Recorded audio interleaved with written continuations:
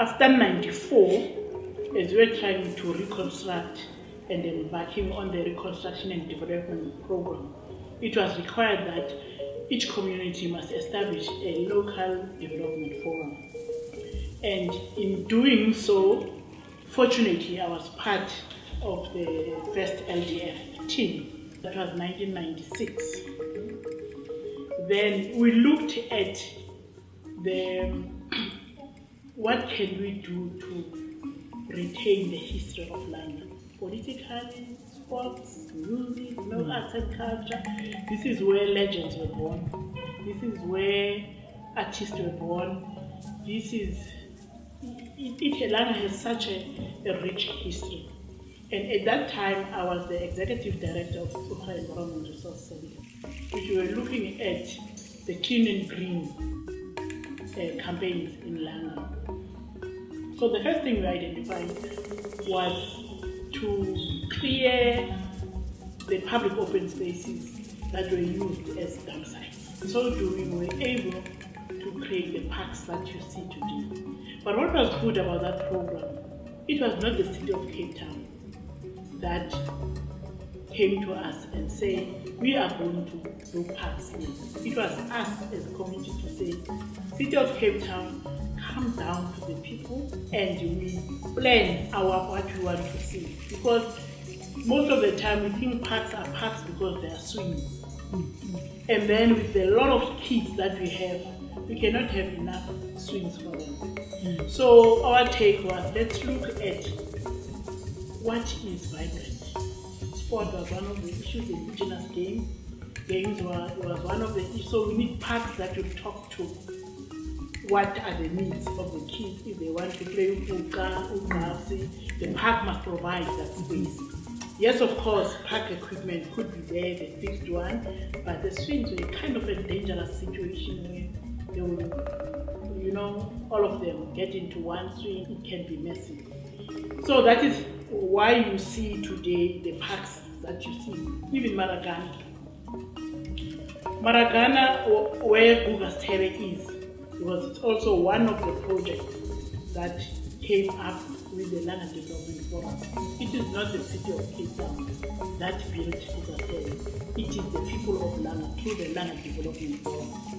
And then it was good that the city, when as a community we are not sure of what we want to do or were caught up with surprise and now not knowing how to manage our facilities, the city of Cape Town got in, saved the situation and managed the center to what it is today.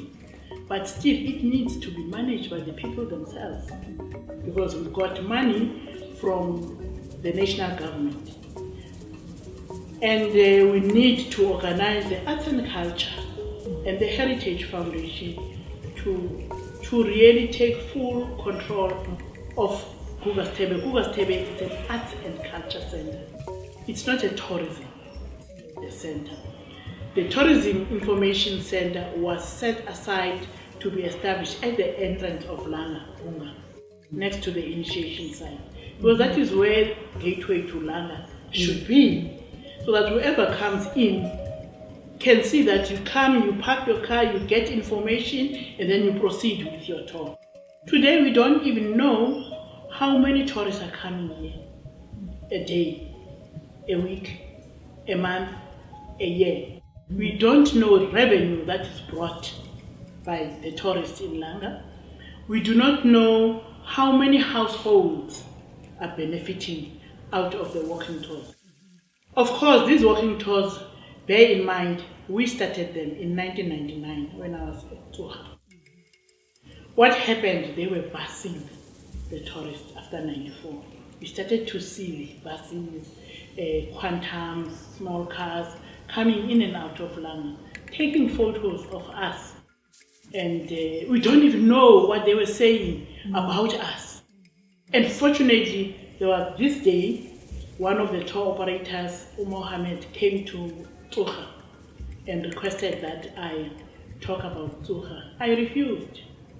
I said, no, I am not going to talk about Tuha. What good is it going to bring? He said, no, we'll bring tourists and then you'll have money because you're an organization, you are in need of funds. I said, no.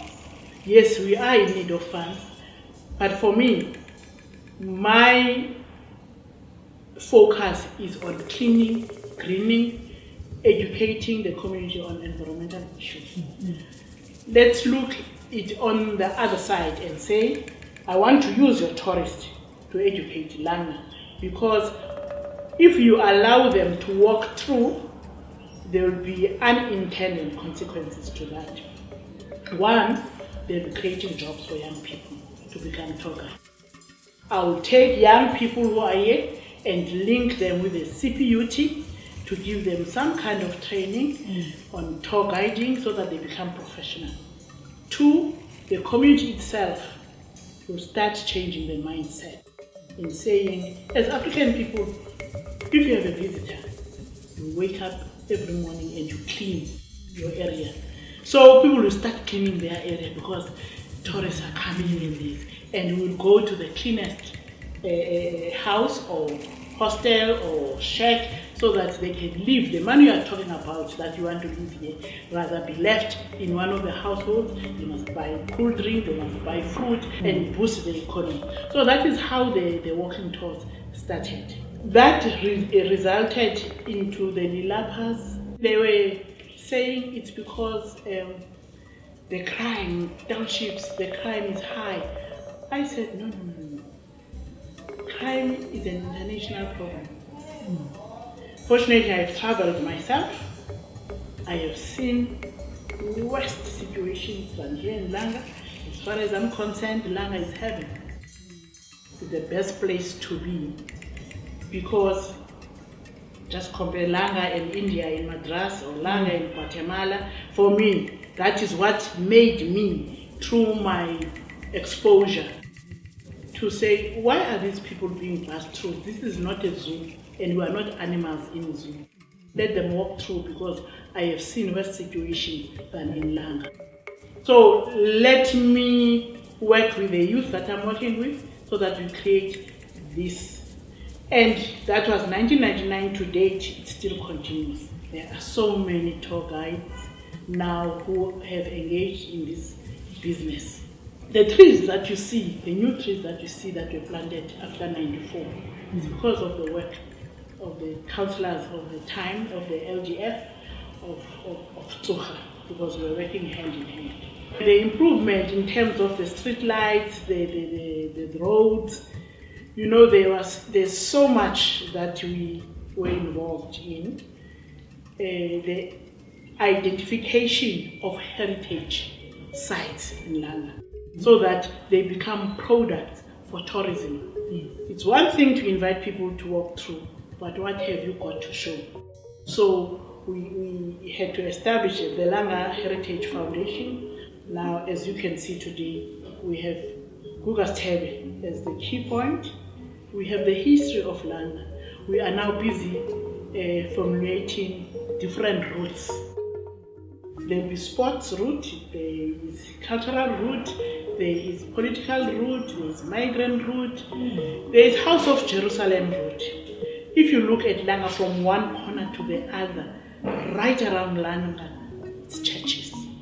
That's why I always call it House of Jerusalem, because people were made to believe that live your tradition, your culture, your customs, and focus on church issues only.